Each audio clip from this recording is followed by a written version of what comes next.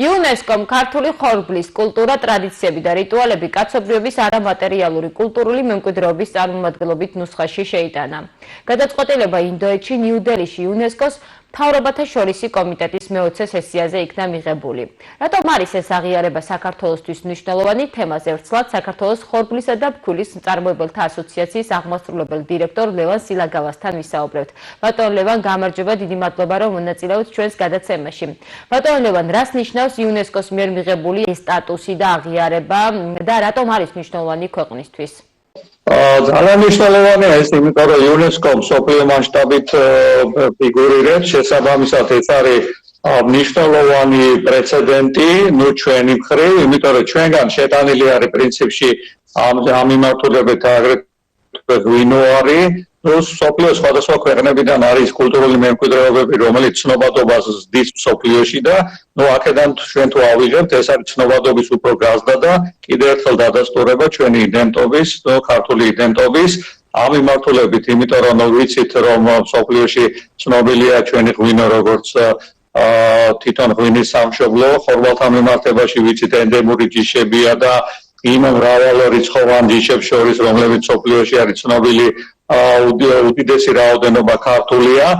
აქედან გამომდინარე, ეს არა მარტო ცნობადობის ზრდის, არამედ ეს ჩვენ უნდა თარგმნოთ იმაში, რომ პრინციპში ამიდან ჩვენ უნდა მივიღოთ ქვეყანამ დივიდენდები, როგორც კულტურული მხრივ, ისე მატერიალური მხრივ. იქედან გამომდინარე, რომ ეს ძალიან მნიშვნელოვანია მათ შორის განვითარების სხვადასხვა სფეროებში, არა მარტო ხორბლის მოყვანის სფეროში, არამედ იგივე შეიძლება ეს ტურიზმის სფეროში იყოს ძალიან დიდი დრაივერი ამ მიმართულებით, იმიტომ რომ ვიცით, რომ ამ მიმართულებით ჩვენ შეგვიძლია პოზიციონირება ეგრეთ წოდებული, თქვათ, იმ მიმართულებით, რომელიც მსოფლიოში არის ცნობილი როგორც ტურიზმი, როდესაც ადამიანები მოგზაურობენ იმ ქვეყნებში, სადაც ძალიან მნიშვნელოვანი კულტურული მემკვიდრეობები არის. მათ შორის გითხარით, რომ ჩვენთან არსებობს ღვინის გზა, ამას სრულიად შესაძლებელია მიებას ხორბლის გზა.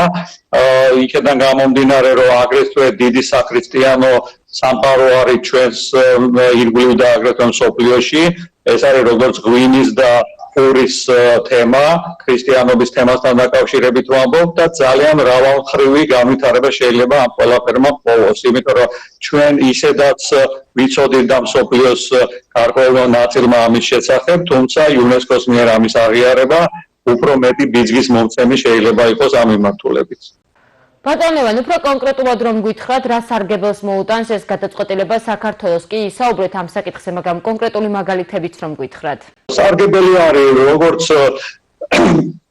ამის კიდევ ერთხელ აღიარება საქართველოსი, არამედ კიდევ ერთხელ მონიშნავს მსოფლიოს თვითონ რუკაზე ჩვენი ქვეყნის, როგორც უკვე ამ მხრივ ოფიციალური აღიარება იუნესკოს მიერ, იმიტომ რომ იუნესკო არის მაღალი ლეგიტიმაციის, თქვათ, ორგანიზაცია, რომელშიც მის მიერ აღიარებული კულტურა არის კიდევ ერთი უფრო მაღალი ლეგიტიმაცია ამ მიმართულებით. შესაბამისად, რაზეც მე ვილაპარაკე, ამ მიმართულებით მიმდინარეობს, თქვათ, ქვეყნების განვითარება ხოლმე, იმიტომ რომ იქ ჩვენთან ერთად არის იტალიური სამზარეულოს გარკვეული, თქვათ, კერძები, აგრეთვე სხვადასხვა მიმართულების კულტურული მემკვიდრეობის, თქვათ, სტაგნები და შესაბამისად იქ ძალიან სკრუპულოზურად უყურებენ ამას და შესაბამისად მსოფლიოში ამის გატანა, კიდევ ერთხელ არა მარტო რეგიონალურ და იმ ქვეყნების ცნობადობაში ხსნის, რომელსაც ჩვენ უკვე ვიყავით, არამედ მსოფლიო მასშტაბით.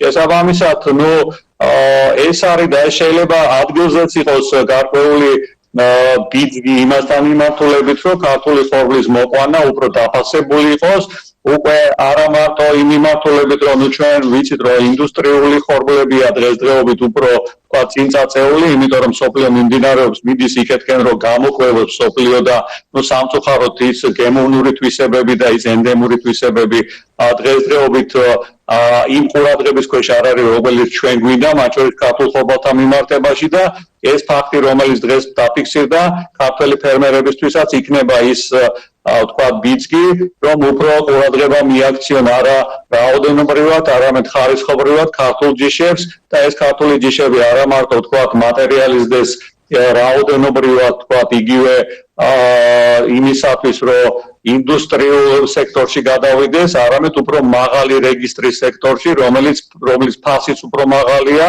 და შესაბამისად დაფასებაც უფრო მაღალია. აქ შეიძლება ძალიან ბევრი პროგრამა ჩაებეს, მათ შორის მსოფლიო მასშტაბით და უფრო მეტი ყურადღება წამოვიდეს მსოფლიოს მიმართულებით და კიდევ ერთხელ ვამბობ, ულოცავ ჩვენ ქვეყანას, ჩვენ იმ ადამიანებს, ვინც ამაში წვლილი შეიტანა და საერთოდ მთელი ქვეყნის დამსახურება ეს დაწყებული ვთქვათ საქართველოს არსებობიდან და ამ ენდემური ჯიშების არსებობიდან დამთავრებული და გაგრძელებული ჩვენამდე და ჩვენი შემდგომი თაობისთვის ეს არის საამაყო და უპირველეს ყოვლისა ის შესაძლებლობა, რომელიც მსოფლიო მასშტაბით შეიძლება გამოვიყენოთ.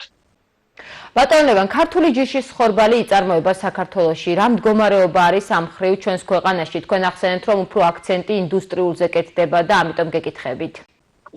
ჩვენთან ახლა რეალურად ეს უფრო მეცნიერებულის მიმართულებითა, იმ მიმართულებითა, რომელიც თქვათ ჩვენ ვიცით, რომ არის ჯიშთა გამოცდის მიმართულება, არის მიმართულება რომელიც წახალისებულია მთავრობის მიერ, როგორც ვთქვათ, ენდემური ჯიშების სხვადასხვა კომპანიები, მათ შორის არის ლომთაგორი, მათ შორის არის სხვა კომპანიები, არის ელკანა კომპანია, რომლებიც ამ მიმართულებით გარკვეულ წახალისებებს და გარკვეულ რეკლამირებას ამას უწევენ.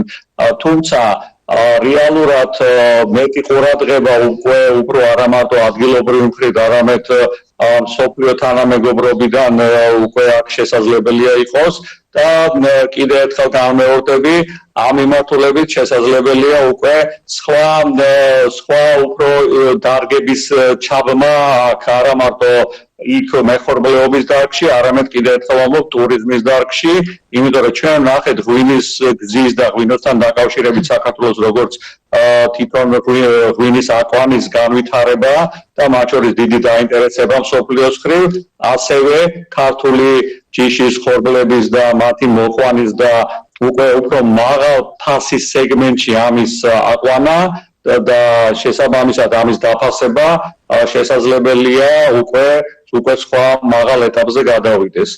შესაბამისად აი ეს რა ვიცი ძალიან დიდი წარმატება ეს აღიარება ჩვენი ქართული ჯიშის ხორბლების და შესაბამისად ბევრი მიმართულება შეიძლება აქ ჩაებას ამ ყველაფერში.